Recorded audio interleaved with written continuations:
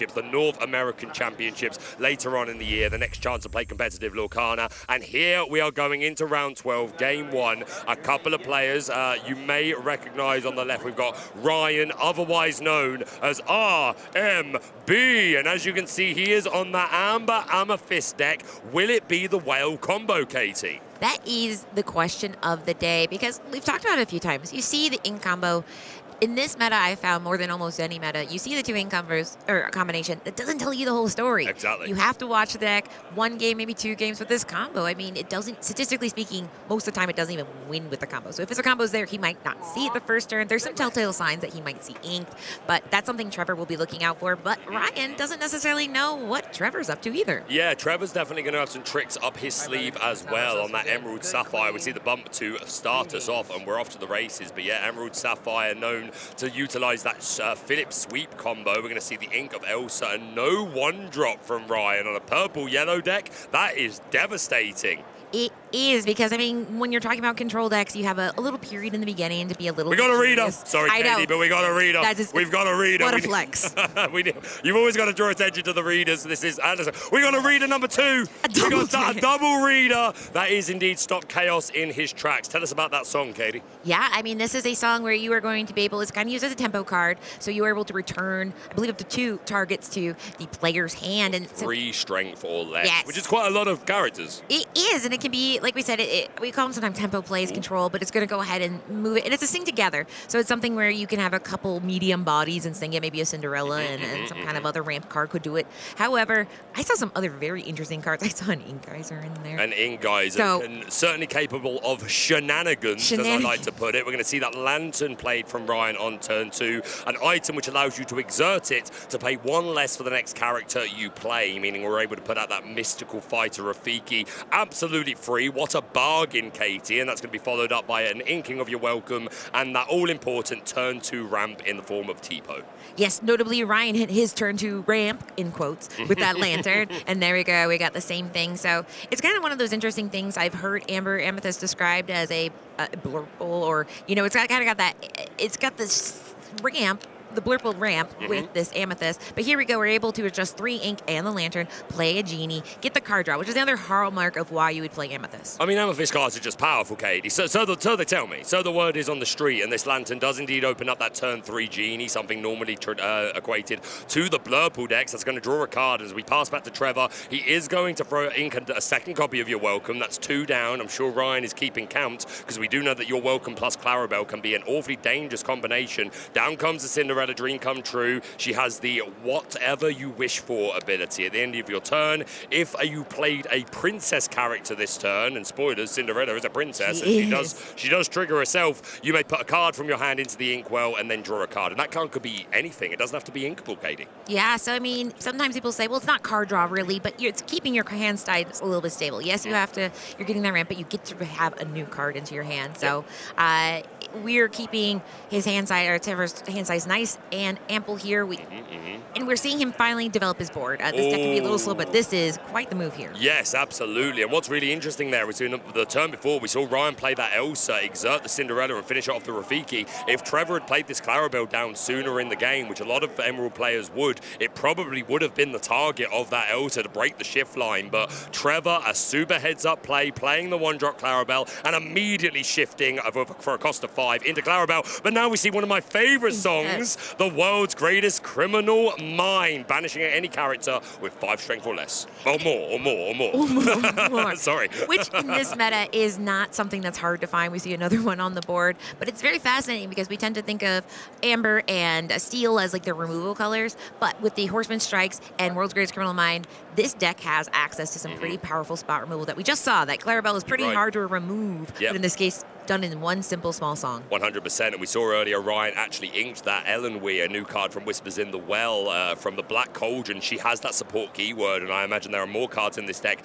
with that support, so the World's Greatest Criminal Mind should be pretty online throughout the match, and you've got to think Ryan is also utilizing the Horseman Strikes to get rid of some of those pesky evasives. But another Clarabelle from Trevor. Truly my favorite thing, when somebody says, I remove this, and you say, no, you don't. No, you didn't. I stand firm. I don't believe you. And one of the things we talked about, the disparity between the decks, I mean, one of them is Amethyst, which is the strongest color for card Purple draw. card's good. Yes, but Clarabelle is there to say, I can help with this. It takes advantage of a greedy Amethyst meta. Let me help you. Down comes that Ursula Whisper of Vanessa, an incredibly powerful new card. You may boost 1, and for that price, she gains evasive and an extra lore, and she's a 4/5. Really a tricky character to answer in the evasive game plans of many decks these days. We see that Junior Woodchuck guidebook come down for a cost of 2, a card that you can then pay 1 and exert it to banish it and draw 2 cards. We're not going to be triggering that straight away, just leaving it out for a rainy day, Katie.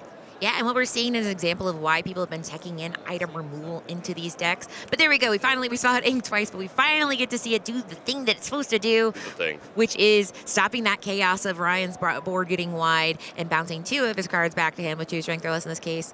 It looks like I got so excited about seeing it, but I believe there's Genie. And then You're Welcome being used to target that Ursula Whisper of Vanessa. Again, a very tricky card, and it's going to shuffle it into the deck and make Ryan draw 2 cards. And that's going to do a couple of things, Katie. First of all, that Demona is stone by day and will no longer be able to ready at the start of the next turn. But more importantly, this Clarabelle going to gain a lot of advantage from Ryan's very healthy hand size. Yeah, and that's one of the things we've seen all weekend with this Emerald is it's just shenanigans aplenty, because it's taking advantage of the fact that they get to choose. I mean, this You're Welcome can target items. It can go ahead and replenish your hand size, your opponent's hand size. In this case, it's double punishing. Like you said, it's saying that I get to draw cards now, right? Trevor gets to. And then Demona, hope you like resting because you are stone right now. You are made of stone, and apparently having cards means it's sunny. Apparently exactly. That's the theme going on here. It feels sunshiny when I have cards, I do think. But love that for you. But here we go. 2 being paid for Mowgli, the man card that's going to make Trevor reveal his hand, and then Trevor can discard any non-character card of his choice. The only one in the hand being Under the Sea, which is perfectly reasonable card to get rid of for Ryan. Yeah, you get to choose, but when there's only one, the choice is pretty quick for most players. But it's also interesting because when we do these cards like Mowgli and Ursula Deceiver, it's first you get to see, okay, am I going to be able to get rid of anything from their hand? But the second thing is you get information, and we just saw 2 key pieces of information because he's facing Jasmine, and we've been watching a lot of games today, but we have not seen a lot of Jasmine shift. We see sometimes a Jasmine shift in Sapphire Steel, but this is Sapphire Emerald. So we see the Jasmine Resourceful Infiltrator, but we can actually even shift, which is something I haven't seen today. I saw it yesterday, actually. A bit of Spice, the Emerald Jasmine, who can bounce all exerted characters back to hand. We're going to see a 3rd World's Greatest Criminal Mind, another Clarabelle back to the storybook. Hades making his way into the inkwell. Of course, this lady, Hades, looking for a deal. The artist joining us in the venue here this weekend. Did you get yours signed, Katie? I did. It was a good deal. It was a good deal. I was looking for a deal. I said, can I have a signature? And he's like, what's the downside? I said, there is no downside. Double Hades reference. But you're quite the schemer of the infernal variety, I would say. So things are looking... that is huge. There we go. This 1-drop Clarabelle, Katie, which really is here to be a shift target for the big Clarabelle, but also does have that ability where you can pay 2 ink to banish a chosen item, and the items becoming more and more relevant in our format. Obviously, that Lantern, and in other decks you see things like the Emerald Chromacon, the Amethyst Chromacon, Ink Runner, the list goes on. Yeah, I mean, it's interesting because we've seen players all day say, I am so afraid of items. We have things like the Lantern and Junior Woodchuck guidebook that we saw. And so a lot of people have been teching in item removal, but this deck just happens to have it. Between You're Welcome and Clarabelle, Clumsy Guess, it's already there, but then now they're saying, well, now I got to use it. And so suddenly this one cost that you play on turn 1, you might need it later, and we just saw it used to great advantage now. Genie coming down with the What Comes Next ability, going to draw a card, and Mowgli going on a little challenge of his own into the Tipo. Both will live to tell the tale, but of course damage on characters can be very important for the likes of the Cheshire Cat, an inexplicable card inclusion in these purple decks. Absolutely. Cheshire Cat is one of those cats that I have seen enter the board and be removed as quickly as possible because it is a problem. A lot of these cards have on-play effects, meaning when you play it, it happens, or maybe it activates once, but this is a card that can activate any turn as long as you have 2 ink. But we're not going that route. We're just going to say I have a big 4/6 Iago on the board. Just saying this is something that can take care of 3 of the characters pretty easy. Absolutely. The Iago Giant Spectral Parrot is the reason a lot of decks are including extra copies of action cards, just because this 4/6 body evasive on a 4 cost is an absolute truck. I mean, it is a Giant Spectral Parrot. What do you expect? So this could absolutely cause some mayhem. Yes, mayhem indeed. And we do have that John Silver, which can be a very powerful tool in a control deck, or specifically in this control deck. He gives that reckless when he comes into play, whenever he quests. So if there's only one character on the board, he can be devastating. In this case, we've got a couple options. In this case, he gave it to Mowgli first, but now we're keep going wider. I'm like trying to talk about John Silver. Here we go. We got Clarabelle deployed, and then that Jasmine shift target that we talked about earlier also coming down. The John Silver going to go on a quest, and he does have that pick your fights ability on play and on quest. You may give Reckless to an opposing character. Reckless meaning that they cannot quest and must challenge if able. That if able text is very important, Katie. If you can exert it in any other way, singing a song, or maybe you have something like a Dumbo, which can give the exert ability to other evasives, that is a way of getting around it. But short of that, this genie will be forced to make a challenge. Yeah, and it's something where I always go, do I have a song? But Ryan is, I mean, he has some actions, but not a lot of songs going on. So it's one of those situations where he has to see, is there any way around it? But as long as there's a nice lineup of characters exerted, it is much more difficult. So now he has a situation where he has a pretty healthy hand of cards here. I think I saw the Horseman Strike, which is one of my favorite cards, but notably everything is firmly not evasive on the other side of the board. It's not really for this matchup. No. The blue-green deck isn't really counting on evasives. Really, that's for the purple piles. But this Iago is going to challenge and get rid of the Tipo, and the Genie going to go into the Clarabelle, so taking 1 damage apiece. Again, the Genie had to challenge because of the Reckless given by the John Silver, and Trevor's board was looking pretty wide, but Ryan doing a decent job of keeping it tidy as he can. Down comes an enchanted Ninth Wonder of the Universe. 2! Another one. Wait. Let me show you There's something. more. Yeah, the 8th, and now we're up to the 9th. But yes, the Wonder of the Universe, and it pairs excellently with the evasives on the board. You generally want to deploy this Dumbo once you have an evasive on board, because then you can take advantage of his ability where he is going to make some history by getting that lore, getting the card draw. I say one or the other. 2 seems a little greedy, but we also see Eilonwy. Did I get it? That cauldron. All right. Absolutely. You notice, Katie, that Demona has been made of stone for about 5 turns at this point. Go home, Demona. You gotta go to work. You're not doing anything, Demona. Please tap back in here. And so it's so interesting because I mean, Demona's kind of like one of those conflicting cards where you're like, I need to draw a card. Demona, help me draw a card. Don't draw a single more card. And so I think Ryan has to be very careful of the You're Welcomes, the Mother Knows Best, all the sort of shenanigans that Trevor's deck is known for. But this is a shenanigan indeed. The Ink Geyser, yes. This is a 3-cost uninkable dueling action. Each player exerts all cards in their inkwell. Then each player with more than 3 cards in their inkwell, which is both players. Ryan just reminding himself exactly what this does. This card actually quite famously nearly made RMB quit the game, but he is here, and it's now a full circle moment for RMB. But yeah, this Ink Geyser, you return cards at random from your inkwell to your hand, both players this is, until you only have 3 cards in your inkwell. Who do you think this is going to be the greater detriment to? Well, I'm trying to see if Ryan only has 1 card in hand, because ultimately Trevor has much more expensive stuff to do, but he might have more ramp tools if he can go ahead and do a Cinderella next turn. He can build up a little bit more incrementally and faster than Ryan can. Notably, he got rid of the Lantern earlier. Choosing for each other. Sorry to cut you in. What's going on as far as what that was? Different players have different ways of sorting out the randomness, right? And in this instance, I think both players just swapped inkwells and allowed their opponent to pick 3 at random to be returned to the hand, which, again, as long as both players agree, all above board. Exactly. You've seen dice rolls. Basically, it's just making sure it is random. In this case, we see some fun tools going back into Tyler's hand. But on the flip side, there is a cost to this magic in the sense that you're bouncing the cards back to the hand. They're not going away, so they're back in the hand. So that Demona is absolutely not turning back to life anytime soon. Great to see a big smile from R&B, some nice table talk, a big laugh, and there's the Stop Chaos in his tracks. A little bit of a grimace from R&B, but good to still see him smiling. Yeah, I mean, sometimes when people are... Okay. That is exactly... you can't help but to smile like a tiny bit because you can't believe these moments are happening. Where you're like, is this really how this works? We started off with a big smile, and then the second one was like more like a titter, and now I think he is just feeling things. That's a big hand. Yeah. Though. He has That's a lot wide of grip. a lot of literature to go through in the moment. So one of the things that this Trevor's deck takes advantage of is, yes, he did lose some ink, but he has advantage where he can ramp like we talked about, and he did take advantage of that. He does have the ability where he can do shifting, and he also can do sing together. So stop KO in a track and sing together, and then basically can split. And a lot of these decks are saying how much value can I get for the least amount possible, and in this case, he got a ton of value that turn.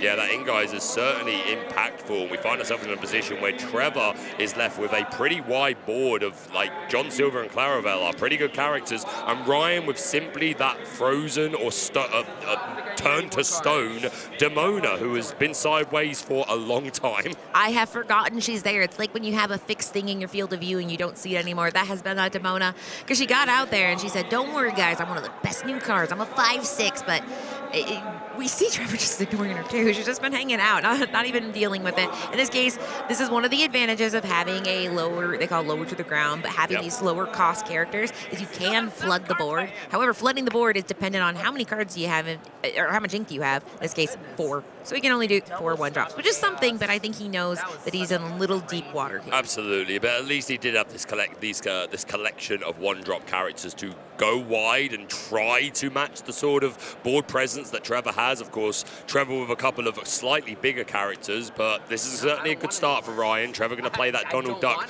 perfect gentleman at the start of your turn. Both players may draw a card. Oh my goodness, and speaking of sing together, they just sang another tune. There you go. We'd be singing tunes all the live long day, and we are going to be going to a game number 2. That ink, guys, are pretty impactful there, Katie.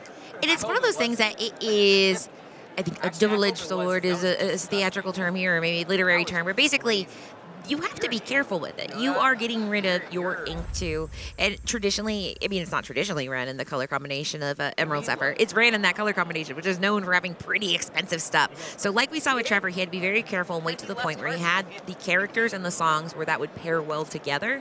And it worked out because once he had his lineup, they could sing the Stop Chaos in a Track, Under the Sea, and really keep managing to be in the game, re-ramp. And it was like nothing happened to him, but Ryan couldn't recover.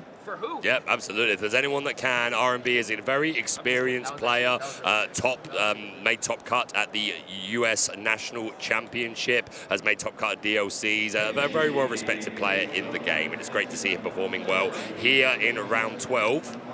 Yes, and I think at this point, he's had a time to think about a little bit. I mean, he didn't have a lot of time to think because Trevor was throwing a lot of pretty chaotic things at him. Stopping chaos on the track, he was doing a lot of chaos. But I will say, he sees that Jasmine as well. So Ryan knows, he's like, okay, I can go fast, but that Jasmine shift combination could punish me for doing that. I can try to control, but can I out-control a control deck?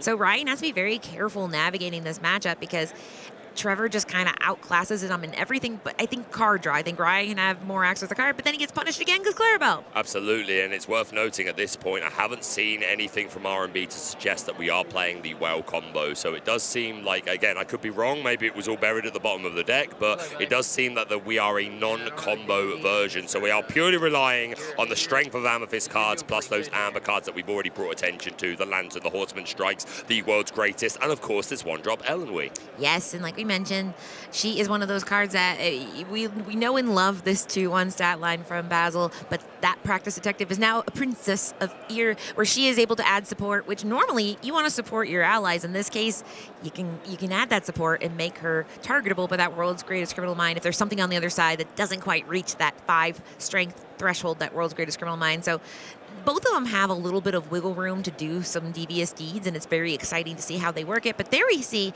Kita going into the Inkwell. So Trevor, I love this deck because sometimes by this time we're like, okay, it's that deck list again. But this is not that deck list again. I have not seen Kita today. It's something that only some players play. It's in the Inkwell in this case, but it definitely just shows that Trevor's list is Trevor's list specifically. Yeah, 100%. This Kita is another way of ramping us. Of course, she's great for putting ink from your deck into the Inkwell, so you don't need to deplete resources from your hand. Generally, with Kita being a 4-drop, you then on turn 5 use her ability. So you still need to play a 5-drop, but then you skip to turn turn 7 the turn after. No 1-drop from Trevor, but that doesn't mean he doesn't have one. Last game, he chose to hold back that 1-drop Clarabelle until he was able to play the 1-drop Clarabelle and then immediately shift it. So a bit of a slower start from Trevor, but we expect that for these Sapphire decks. Yeah, I mean, we talk about the most pivotal turn is this ramp on 2. I mean, it's hard, but I mean, he made it, so congratulations. You've made it to your ramp on 2. We see that Stop Chaos on his track, and there we go. So maybe we'll get to see the Jasmine shift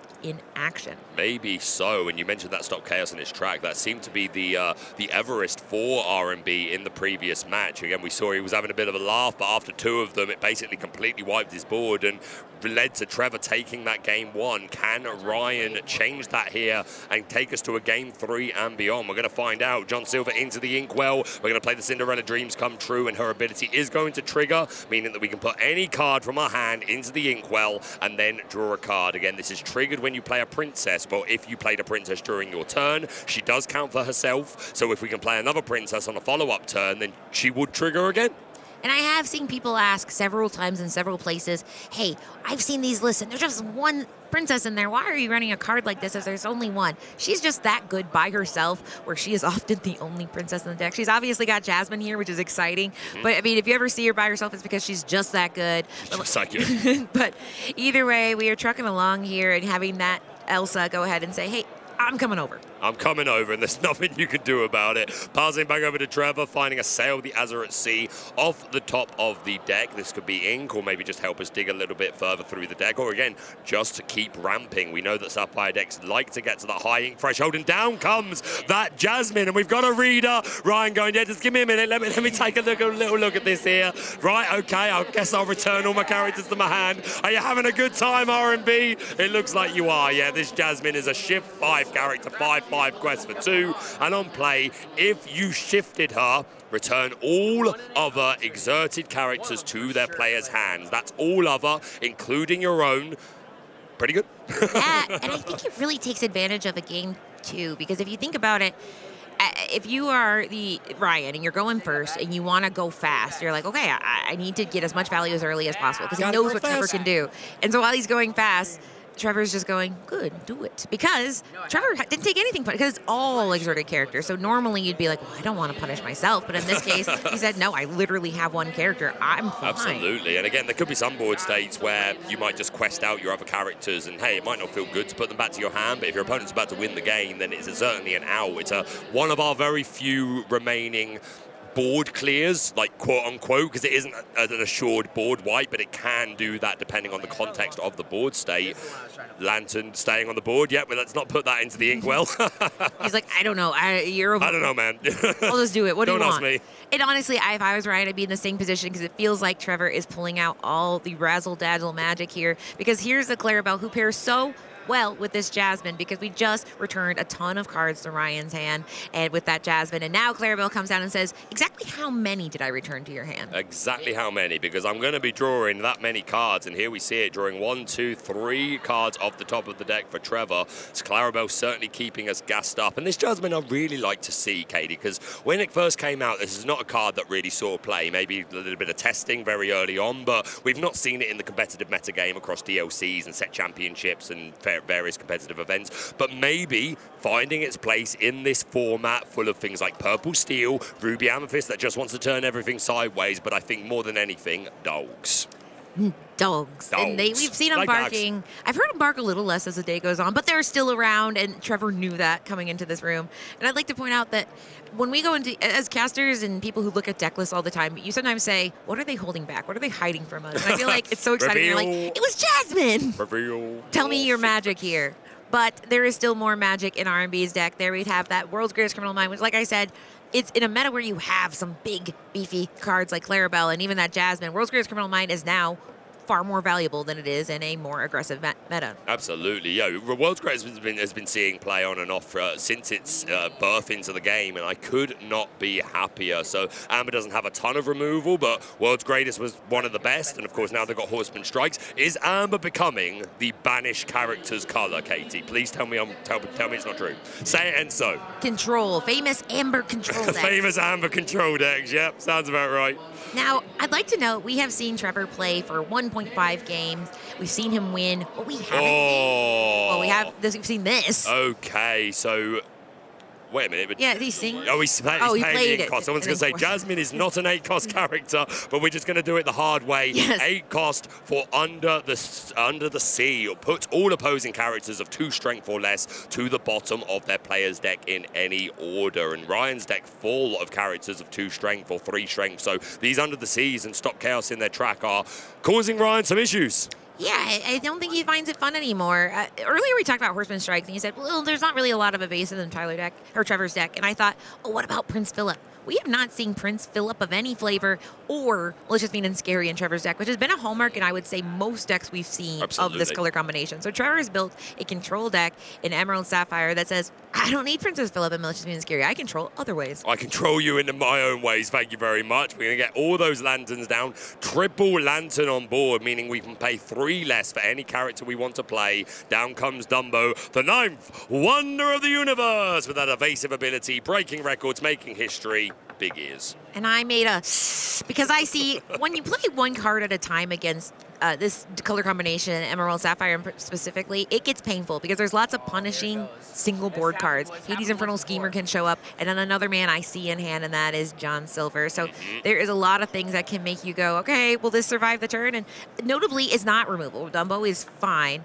The other thing, though, is you give it Reckless, but Dumbo can use his ability. So there's ways around Reckless. But John Silver can still be a problem because if for some reason he wanted to quest, that's not on the table, but he'll still get Lord no matter what. So it's not the worst thing that can happen, but it's still frustrating. And he's just a big body, Katie. 5/5 quest 4/2, something that needs to be answered. We're going to ink another copy of your welcome and pass back to RMB. 3 cards in hand, I do believe. We're going to start off by breaking records. We're going to pay 1 ink and exert one of our characters, exert the Dumbo to draw a card and gain 1 lore. JDZ's favorite thing to do: gain 1, draw 1, pass.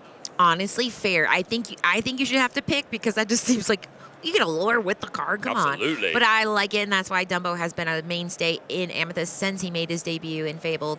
But now we see Ryan saying, listen, I'm still drawing cards because at the end of the day, that is the gas. You can get to the part where you're still in the game, but you need to keep powering your hand with more cards and cards that do good stuff. Dumbo by himself, he cannot win the game, but that is a good response here. Another copy of the World's Greatest Criminal Mind, choosing to get rid of the John Silver. The Jasmine actually has the exact same stat line, but Jasmine has done her job, whereas John Silver, every turn, is generating value by questing and giving Reckless. Of course, as you mentioned, the Dumbo is able to get round it, but still, let's get that John Silver out of here for when we want to play a character that isn't evasive. Yes. So now Ryan has reached a point where he has 2 evasive characters on board, so he's feeling maybe a little bit safer because Trevor doesn't have any evasives we've seen. We haven't seen a Prince Philip Vanquisher of Foes, which is sometimes he might have thought he would see it at some point. He hasn't. So this point he's stabilized a little bit, but Trevor has, it looks like, at least 3 cards, maybe 4 in hand. So Ryan's just saying, what else are you going to do? Because I have seen you do some pretty controlling things, I'd say. Absolutely, that's the name of the game, is what we're looking to do. R&B doing some art with his inkwell. Quite the artist is our R&B. Again, it's a smiley face. Our Illumineers are indeed creative souls, and R&B showing a little bit of his smile on his face. I wonder if that's going to turn into a frown when something bad happens. Listen, you can wipe his board, but you can't wipe the smile off his face. I bet he can. We saw it happen in we saw game. Once. All right. Katie, I'm going to call you a liar. All right. It's called, manifesting here. Oh, my gosh. We're about to see something I love in Disney Lorcana, the rare double shift. The double shift. You can do it, and that's the thing that's crazy. We don't see it all the time. Sometimes we saw it with Tinkerbell Giant Fairy. We've maybe seen it with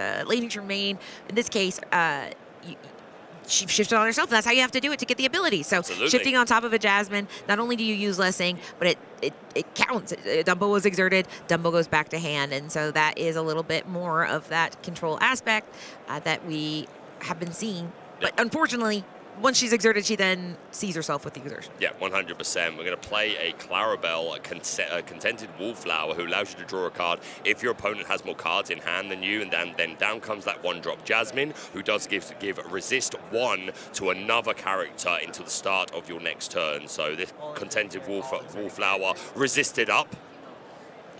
Yeah, and I mean, this is one of another situations that I love to see where you have 2 characters that could shift. He did ink a Jasmine, and that he's played 2, and he did bounce 2 to his hand, so inking 1 is not the worst. So he's like, I could shift Clarabelle, I could shift Jasmine.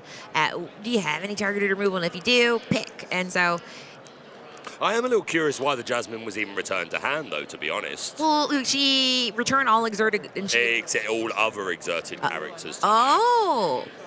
Maybe he's tired of it. And I think they're looking at it. I actually think that's just been noticed by our lore guides here, and they're going to look to tidy that up. And that's why we love our lore Because guides. we inked the big Jasmine as well, so that's something that the lore guides may want to do something about. So, yeah, our lore guides are going to make sure to come to the right conclusion here of whatever they see fit. Again, the big Jasmine only returning all other exerted characters to hand. And I think just a little quick there again, it's round 12, tensions are high, and just bringing the Jasmine herself back to hand, including the big Jasmine that was under her and the one-drop Jasmine that was under her. We've inked the second big Jasmine and played the one-drop, so lore guides are going to work out the best way to clean this up and try and get us back on board. But cannot complain. This has been an incredibly spicy deck from Trevor. This is high-stakes matchup. Yeah, and it's something where I had this exact situation happen to me when I played at a tournament where I was like, how do we rewind? And the answer is you immediately stop touching your cards and help, because it's rewinding a game state takes a judge. You should pretty much never do it unless you're at home hanging out with your friends. But if you're in a tournament, the judges are trained to say, how can you step it back? How do we make it exactly how it was? And that's what we're doing right now. They're walking through and basically saying, well, action by action, how do we get to exactly it was before what happened? Yep.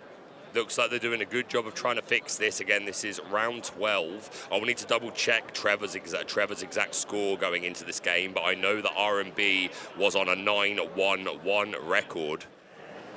Yeah, and so it's interesting because sometimes we talk about bounce as a way to get, it can be a way to control your opponent, but sometimes bouncing things to your own hands isn't the worst thing. In this case, he would have gotten 3 cards back. One of them could be used as ink. So it might have been something where he's like, oh, no, it's interesting because it's not always bad to do that. In this case, no, it does stay on the board. But now we do have Elsa, the 5th spirit, coming in.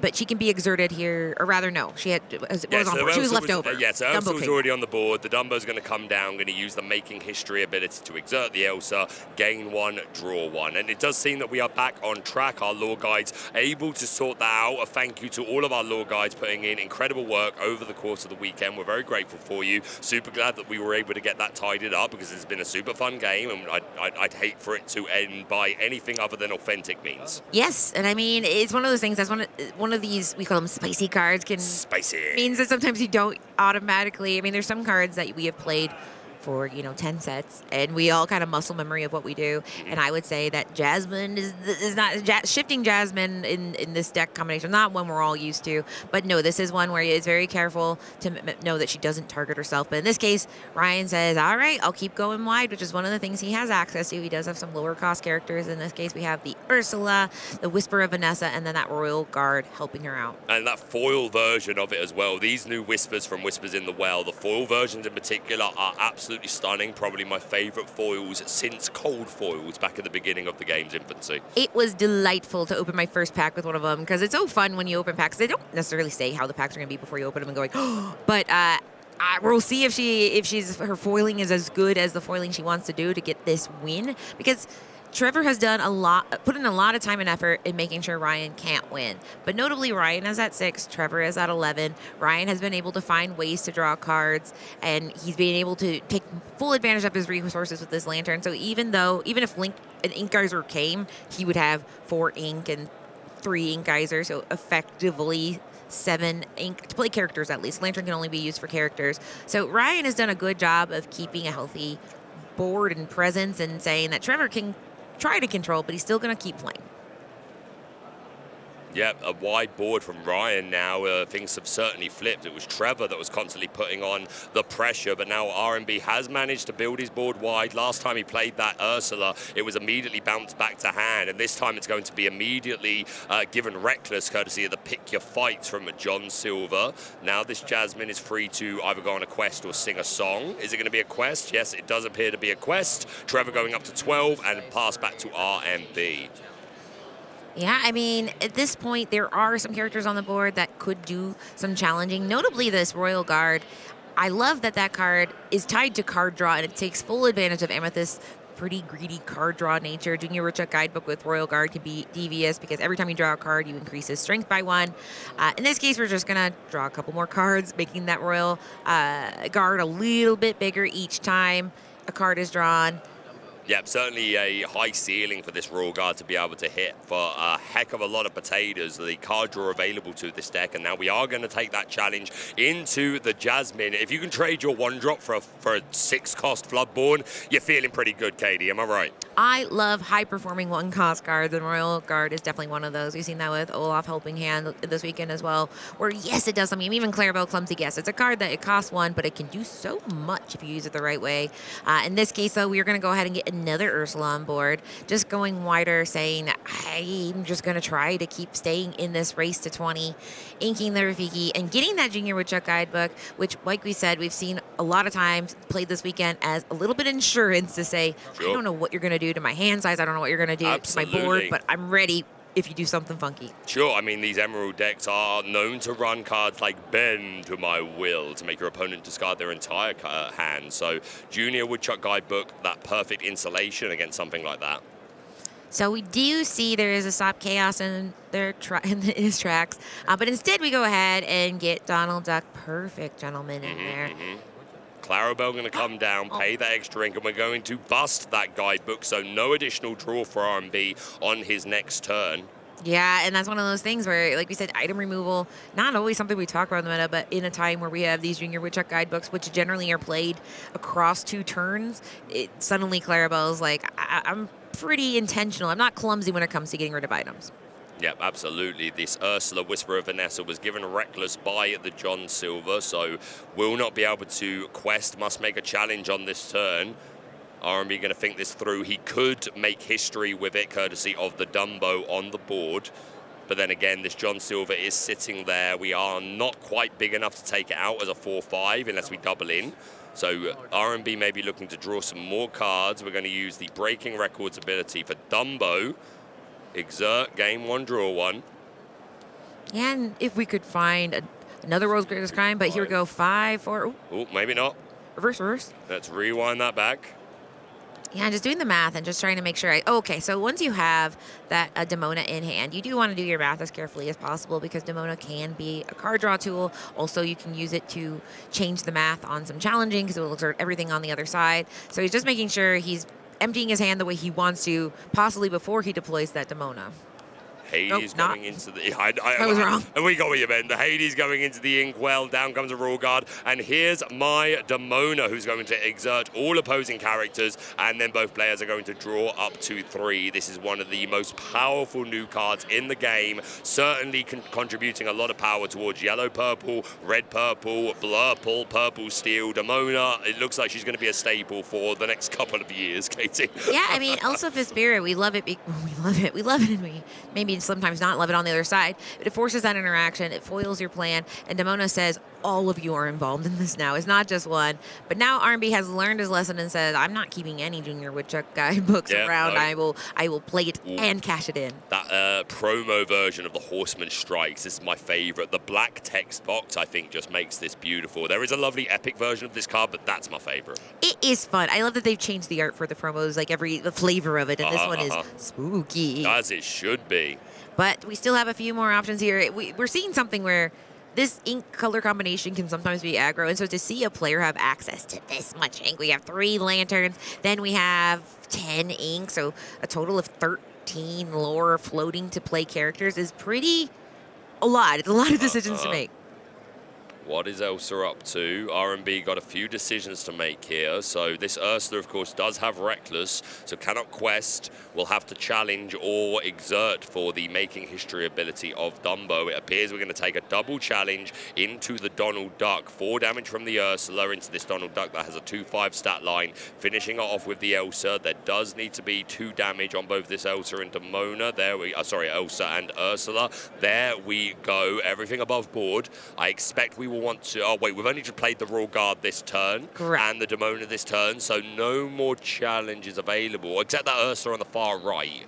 Did that only come down this turn, though?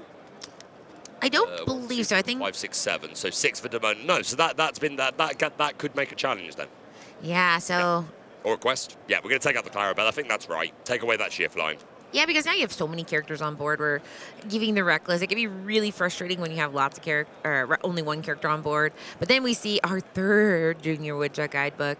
And as we've talked about this card before, you can spread that cost across 2 turns. We've seen the downsides, the upsides, where if you wait, you might lose it and not have the ability to do it. But the upside is if you only have 2 ink and you don't have 1 more to do the last part, then you can say, don't worry, I'll do it next turn. Yep, but why not? I've got all the time in the world, but R&B taking firm control of this board state must be feeling pretty confident. That being said, Trevor is at 15 lore with a John Silver on board, so R&B needs to be careful that it doesn't slip through his fingers, but he does have 3, 6, 7, 8, 9, 10, 11 lore on board. Again, these Ursula's quest for 3, as long as they've got a card underneath them, so that's 3, 6, 7 for the Elsa, 8 for the Guard, 9 for the Dumbo, 10, 11 courtesy of the Demona. We're going to play a Cinderella and a Clarabelle light on her hooves, but what do we have to get rid of? The John Silver going to give Reckless to one of these Ursulas. Very good. So we still have 3, 4, 5, 6, 7, 8 lore on board for R&B. But that being said, he can't just quest out because Trevor is also presenting game on board. Yes, so it's basically saying it gets to the point where it's like, well, I can't win this turn, but I can make sure you don't win next turn. And that was his whole goal, is he's like, I just need to establish.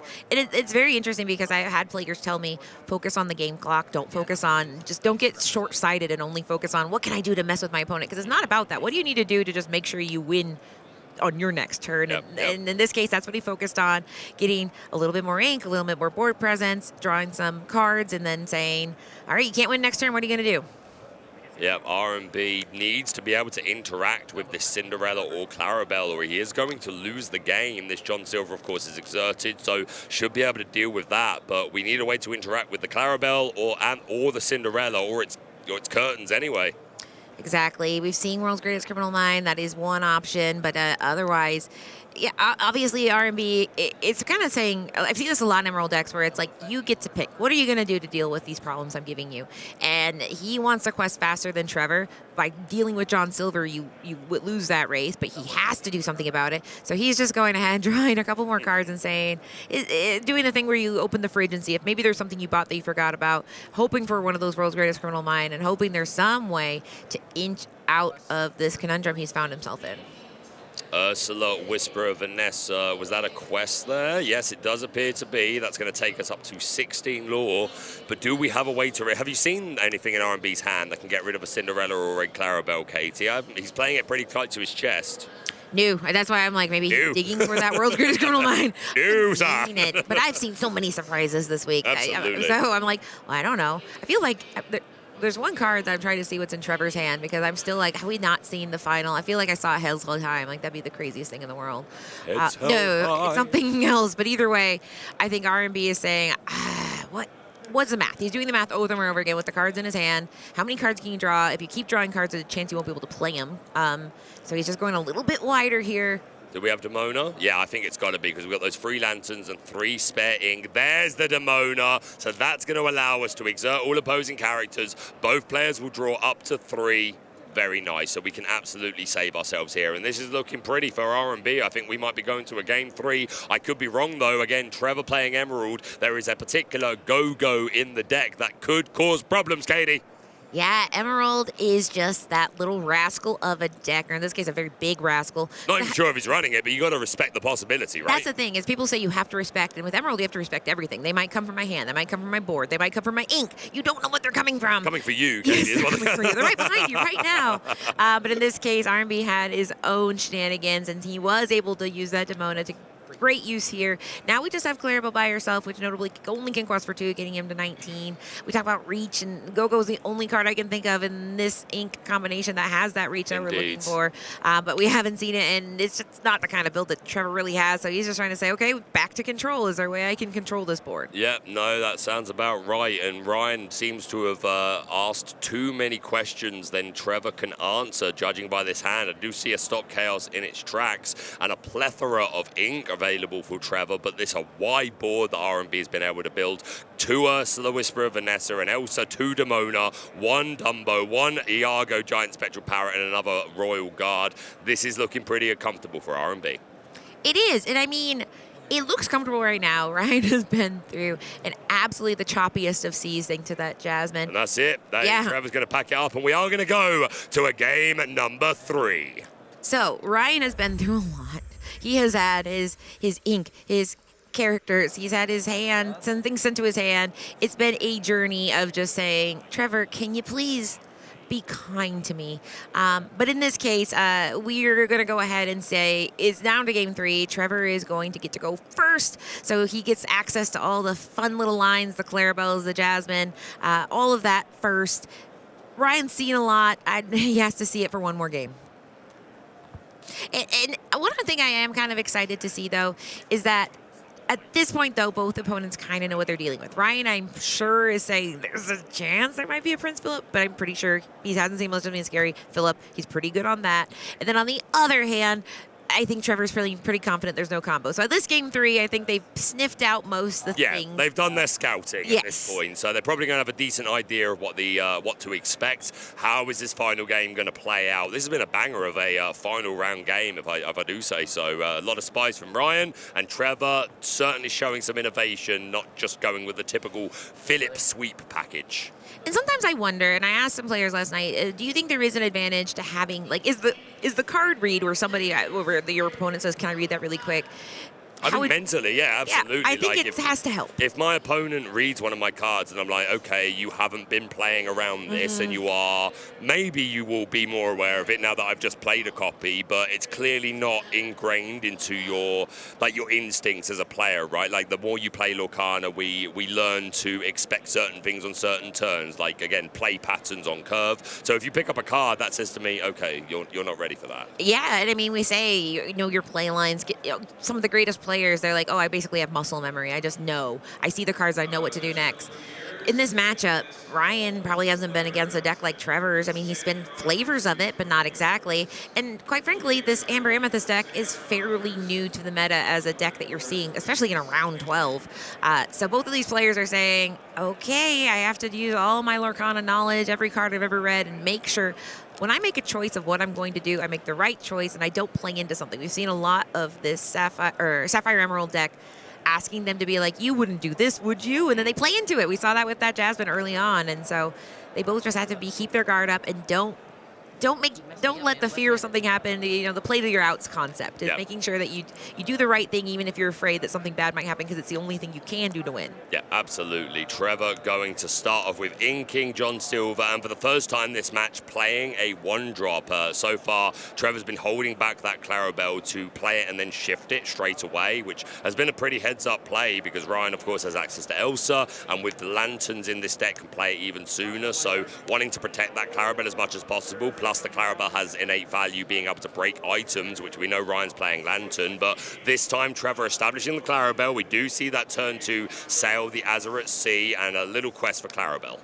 Yeah, and Clarabelle, I mean, like we've seen, she's good at card draw. She also is one of my favorite singers, so we've seen that this deck likes to take advantage of some pretty frustrating songs, so that shift would be very vital. We hit our first ramp there. As we've seen, we call it a ramp by 246, you'll hear it referred to, but it's basically you're going to ramp twice. Traditionally, in Blurpool, you only see one ramp, but this deck sometimes likes to do a double ramp, and here we see it. No 1-drop for R&B on turn 2. Again, it's not the end of the world if he doesn't play one on turn 1, because you look to play the Lantern, and then you decide, do I need to play a 1-drop on turn 2 courtesy of the Lantern? And if so, which one? Am I playing the Rafiki? And am I playing the Elenwe? Do I need that support for World's Greatest Criminal Mind? Do I need the 3 strength that Rafiki can hit for? So pretty disappointing for Ryan to not find that 1-drop on turn 2, or maybe we did. We're going to play a Mowgli Man Club. We're going to take a look at the hand. We've got a couple of Jasmine and a Donald Duck Perfect Gentleman, but no non-character cards. So no discard this time, but certainly information for Ryan. Yeah, and to me, I'm seeing a couple things. I'm like, okay, well, he can't do the Clarabelle shift line. He doesn't have the ability to shift that Jasmine. But the one thing I do think about is when I look at my opponent and I don't see songs, I'm like, well, they don't have it, but they're one card closer to drawing it because I haven't seen it inked and I don't see it in their hands. So I'm like, okay, so things like Under the Sea, all of those are just getting closer and closer, and they can dig through for those cards using things like Develop Your Brain. So Mowgli's getting that information, he's soaking it in, but it doesn't mean you're in the clear. And these top-heavy decks, they can have kind of a little slow middle, and especially when Ryan's had a very slow start. Absolutely. The pressure is not super on for Trevor yet. Yeah, but the game is young, although we are only on just over 12 minutes left. So hopefully we are able to come to a full conclusion for this match. We're going to ink. Hades looking for a deal. Down comes the Junior Woodchuck guidebook, but not a lot else for Ryan, unfortunately. Yeah, a super slow start. We're going to ink Tipo, and down comes that Jasmine. No shift this time. Not looking to break the board, just establishing a 5/5 quest for 2 character. Yeah, you know, sometimes you're like, I'll look at Clarabelle, she says this, and then you're like, oh, but she's also 5/6 and quest for 2, and that's really great. So there's those cards where, you know, the stat lines, the questing, it's all great. And this also means that if he should happen to fall into a Stop Chaos in his tracks and Under the Sea, now he is able to sing it because that has that sing together mechanic. So if Ryan finally lucks into what he needs with that guidebook and says, finally I can go wide. Trevor's saying, eventually I'm going to get those cards. Eventually. There's the Lantern. You haven't yet? For a second Mowgli Man Club. Again, no non-characters in hand. A couple of Jasmine. Horseman strikes into the Inkwell. And there's that foil Cheshire Cat, and that looks absolutely stunning. My favorite foil from Whispers in the Well. Easy. It is. It's stunning. It's one of those cards that you have a moment when you get a good card, and that's, you know, something that's like a shiny. And this one is one where I was like, whoa, because it's just whoa. But I think now that we've all had some damage moved around thanks to that Cheshire Cat, that it's not as fun. But one of the things we talk about is he doesn't have a non-play ability, but he's got that boost mechanic, and that boost means you can do it. You don't have to do it the turn he's played. You can do it whenever you want, however many times you want, just once per turn. And Once here per goes. turn, but yeah, across multiple turns. And unfortunately, Trevor is just banking on he gets the good cards later right now, I feel, because he isn't able to do that shift Jasmine. I think I saw the smaller, that the one-cost Jasmine in his hand, but he knows that that's not... Yeah, there is a one-cost Jasmine in hand. I think he's like, that's not the plan right now. This is the plan. And so here we go. Stopping some chaos in its track right now.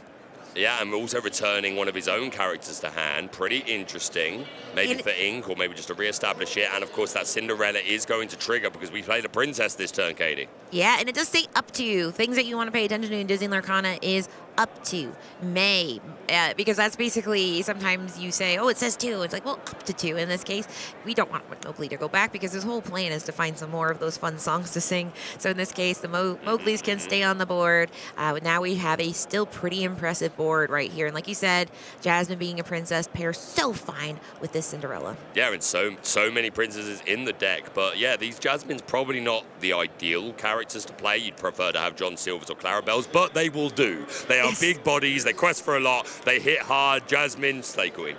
Yeah, I mean, I've oftentimes felt, you know, if I'm not playing optimally, if my deck's not working the way I want to, what I can hope for is my opponent isn't necessarily having the best game either. And right now, Ryan's having a pretty slow. I mean, the Mowgli, once they come on board, the on-play effect is great, but then he's just a 1/2. We see a Genie, which draws a card, but he's not undefeatable. And then we have that Royal Guard. So he's got some good cards, but it's certainly not the greatest hits of all time. And we are seeing Trevor do what I thought he'd do, where he is getting to some of the greatest hits of all time on his side. Yeah, that being said, I do think both players are kind of hitting the lower power level of their deck. Yes. Don't get me wrong, it could be worse for Trevor. He hit Ramp, he was able to hit Cinderella, he's been able to establish a couple of big Jasmines, but this definitely isn't the ceiling for this deck. But these Stopped Chaos in their tracks are stopping Ryan every single time and just completely shifting the tempo every time Ryan applies more pressure.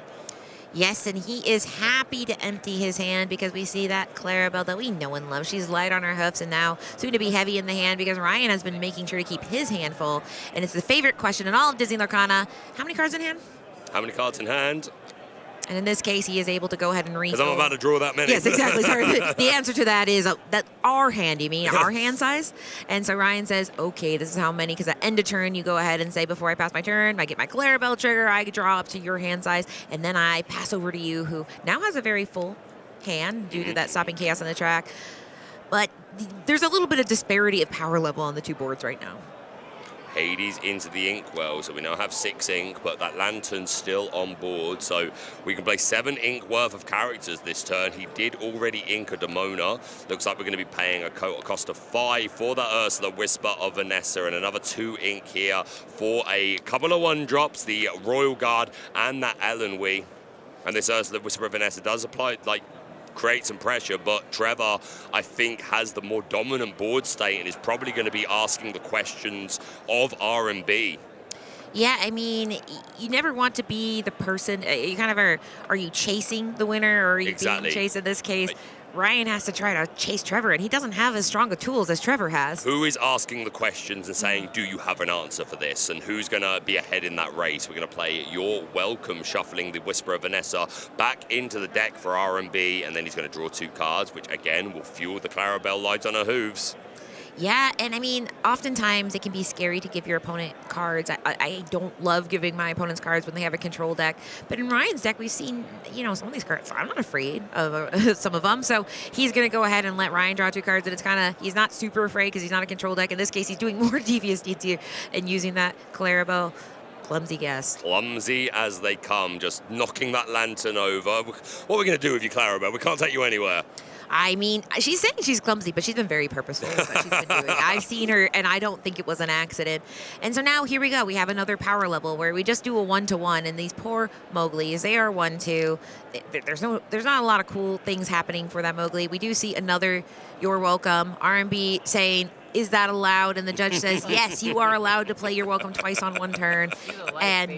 And then he proceeds to keep going and saying, I'm smiling. But I'm having a good time. This is fun, but in the way where is this being filmed? Am I on a prank show? Am I on stream right now? I really hope I'm not on stream right now. Yeah. Fun fact, R&B. Good. People will sometimes you have a match and you're like, I wish you could have seen it. In this case, don't worry, Ryan. We all see it. We see you. We see what you went through out here, and it was a lot. Because Ryan is now at the point where he is done controlling and starting that quest, which is usually the turning point in the match where you're like, okay, I'm kind of done cleaning up your war, and I'm gonna quest out over here. Yeah, let's just start asking the questions and say to R&B, yo, are you going to answer this? Because if not, I felt cute, might win the game.